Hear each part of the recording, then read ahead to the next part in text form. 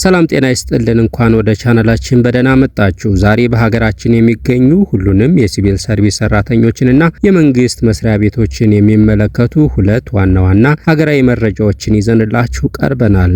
በብዙዎች ዘንድ ለመንግስት ሰራተኞች የተደረገው አዲሱ ውሳኔ የደሞዝ ጭማሪ ነው ወይስ ተጨማሪ አበል የሚለው ጥያቄ በሰፊው እየተነሳ ይገኛል። ዛሬ በዚህ ቪዲዮአችን የዚህን አዲስ ውሳኔ እውነታና በሲቪል ሰርቪስ ኮሚሽን በኩል የተላለፉትን ሁለት ትልልቅ ውሳኔዎች በዝርዝር እንመለከታለን። በአንድ በኩል መረጃቸውን በተቀመጠ የጊዜ ገደብ የማያረጋግጡና አዲሱን የዲጂታል መለያ ቁጥር የማይይዙ ሰራተኞችና መስሪያ ቤቶች ላይ ጥብቅ ማሳሰቢያ ሲሰጥ፣ በሌላ በኩል ደግሞ ለመንግስት ሰራተኞች የምስራች የሆነ አዲስ መመሪያ በሲቪል ሰርቪስ ኮሚሽነር ዶክተር መኩሪያ ኃይሌ በፊርማ ጸድቆ ወጥቷል።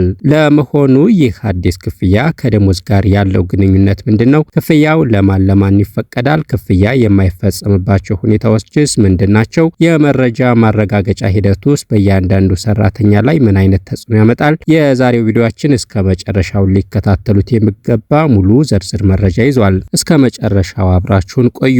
በመጀመሪያ የፌዴራል ሲቪል ሰርቪስ ኮሚሽን ያሳለፈውን አጣዳፊ የመረጃ ማረጋገጫ መመሪያ እንመልከት። ኮሚሽኑ ባካሄደው የውይይት መድረክ ላይ እንደገለጸው በአሁኑ ወቅት በመንግስት መስሪያ ቤቶች ውስጥ የሚገኙ ያልተረጋገጡና የተሳሳቱ የሰራተኞች መረጃዎች ለሀገሪቱ ትልቅ እንቅፋት ሆነዋል።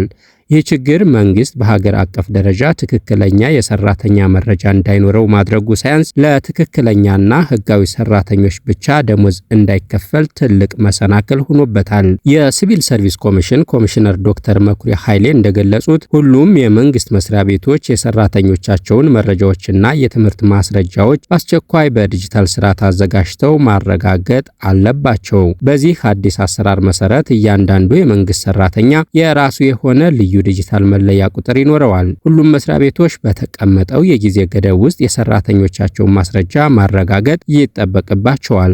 ይህ አሰራር በሐሰተኛ ማስረጃ የተቀጠሩትንና በስም ብቻ የሚከፈላቸውን ሰራተኞች በማስወገድ በእውቀታቸው ለሚያገለግሉ እውነተኛ ሰራተኞች የሚገባቸው ጥቅማ ጥቅም እንዲከበር መንገድ ይከፍታል። አሁን ደግሞ ወደ ሁለተኛውና እጅግ ጠቃሚ ወደ ሆነው ትልቅ የምስራች ዜና እንለፍ። ለሲቪል ሰርቪስ ሰራተኞች የተጨማሪ የስራ ሰዓት አበል መክፈል የሚያስችል አዲስ መመሪያ በይፋ ጸድቋል። ይህ መመሪያ ከመደበኛ የስራ ሰዓት ውጭና ቅዳሜ ለሚሰሩ ሰራተኞች የትራንስፖርት አበል አፈጻጸም መመሪያ ቁጥር 1145/2018 በሚል ስያሜ በሲቪል ሰርቪስ ኮሚሽነር ዶክተር መኩሪያ ኃይሌ ተፈርሞ የወጣ ነው። ኮሚሽኑ ይህን መመሪያ እንዲያወጣ ያደረጉት ዋና ምክንያቶች በፌዴራል መንግስት ተቋማት ውስጥ የሚሰሩ ሰራተኞች ከመደበኛ የስራ ሰዓት በኋላና ቅዳሜ ቀን አገልግሎት በመስጠታቸው ምክንያት ተጨማሪ የመጓጓዣ ወጪ ስለሚገጥማቸው ነው። ከዚህ ባለፈም የአገልግሎት ቀጣይነትን፣ የሰራተኞችን ደህንነትና የስራ ተነሳሽነት ለማጠናከር ፍትሃዊና ግልጽ የሆነ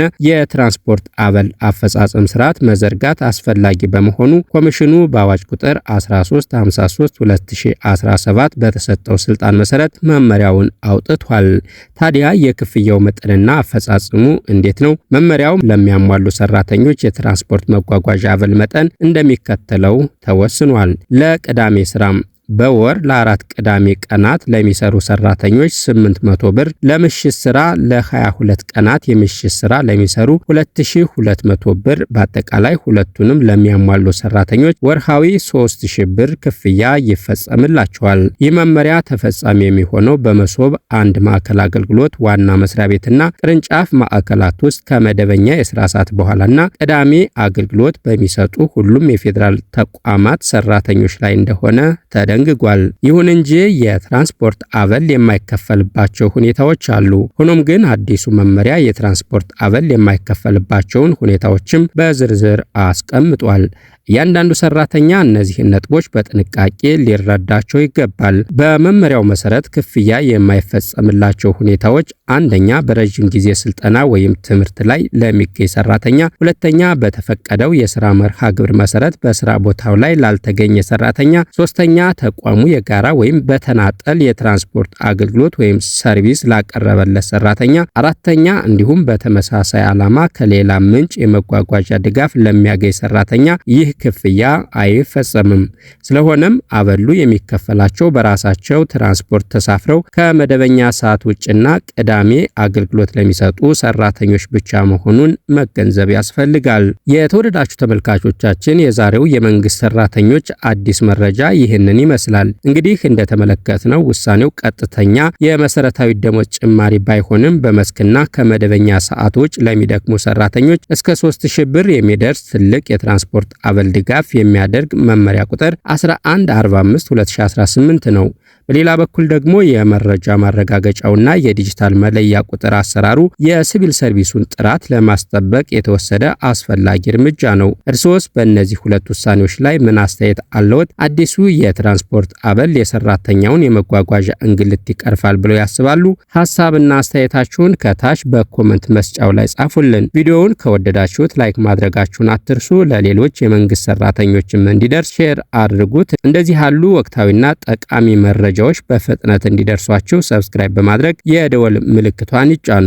ስለተከታተላችሁን እጅግ አድርገን እናመሰግናለን። በሌላ አዲስ መረጃ እስከምንገናኝ መልካም ጊዜ